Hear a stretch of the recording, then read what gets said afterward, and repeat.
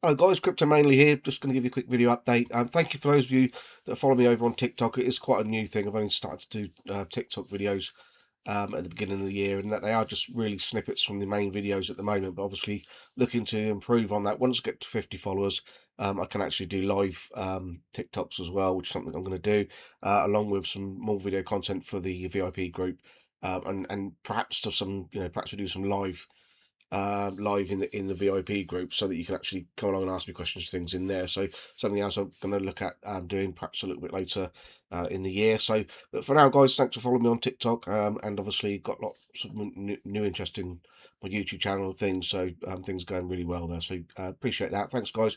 Just gonna have a quick look at the charts then. So I think this is the main one that we've been looking at, guys, is the total chart. And I always say that this is the main chart that sort of trumps Bitcoin. So what we can see here, guys, it's a little bit surprising actually. I didn't expect quite to see such a bouncer. So we were looking at the the big candle here, which was a green candle. So let me just zoom in on there so you can see exactly what we're talking about. Okay, so we were looking at this candle, which was a green, big, huge green candle. You can see the wick high at the top there. And then obviously it got rejected, so all of the buy-in for that week just got sold into. So this is a weekly time frame on the total crypto chart. And you can see, yeah, so it got sold right into, and then immediately, you could expect some kind of backfill on a big wick like that, but certainly not one. Actually, if you look carefully, the wick, if we have a look at the wick high there, so for last week, if you look at the total there, you can see that the wick for last week actually did close above the week prior. So that's a real sign of strength. And obviously now, this week, I know it's only Tuesday, but we've pushed up above the wick highs again for the prior 2 weeks. So again, looks very strong. But you can see actually coming up against this resistance now, and we're rejecting. And you can see that what we're looking for this week, ideally, is for a candle body close above these wick highs. Okay, because there's every chance still we can get a big rejection going into the latter part of this week. And then if this price comes back, if it does come back down below the wicks again, then we could end up coming all the way back down to the bottom. And you know that the purple, sorry, the blue purpley triangle there is where I expect price to be. So if we just zoom out, you can see what I'm talking about. So this is where I think that we're going to end up somewhere down below here. So big wick here. We haven't really back tested that wick. We have to some degree, but there's every chance that the liquidity pool that's now formed here below this wick is going to be a magnet, going to end up as a magnet for us to get back down there. I think that's what's going to happen, guys, and particularly when it comes to March. Usually think about it from the big money point of view.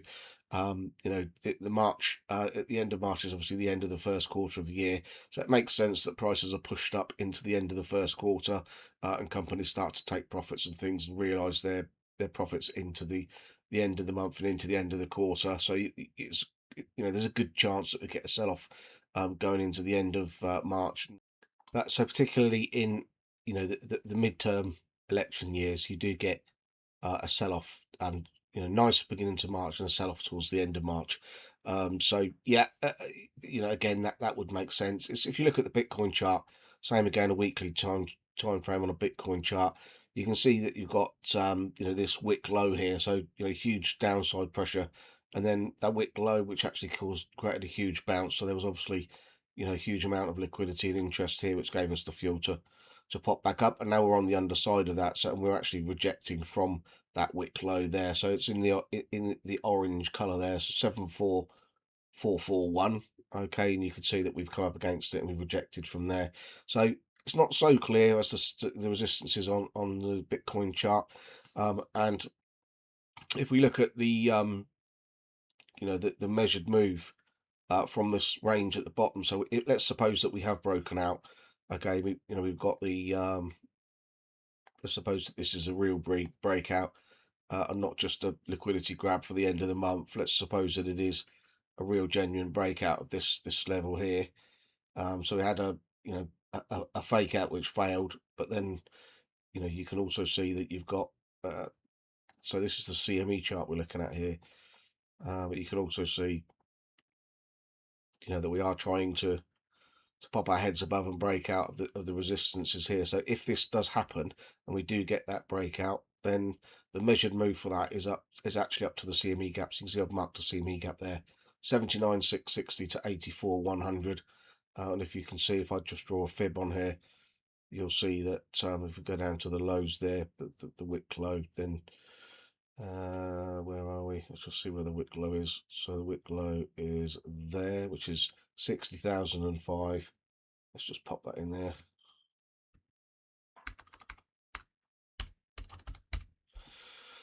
And you can see that the measured,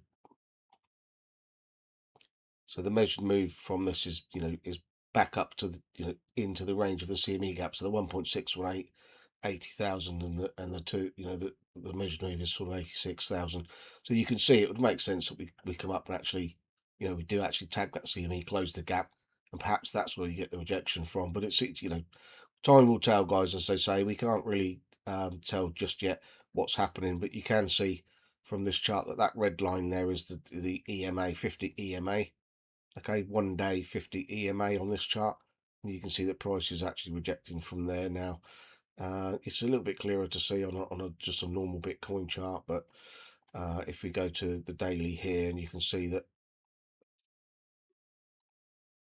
on the daily, if we look at the wick highs there, again, it's rejected from the 50 EMA, and it's obviously we've not broken out entirely yet from this range as such. Although if you look at it from a sideways range, then yeah, you could argue that it has broken out. But if you actually, if you look at the neckline of this resistances with these wicks plus the 50 EMA, not convinced just yet that we have convincingly, broken out yet. So what I've been looking for basically is how this week closes, guys. If you get a candle body close above these 2 wick highs, then that looks like that'll be a good chance that Bitcoin will see 80,000 plus again. So let's see what happens, guys. Okay, guys, so that's what I'm expecting. Thanks for listening and tuning in, and I look forward to speaking to you again soon. Take care, guys. All the best.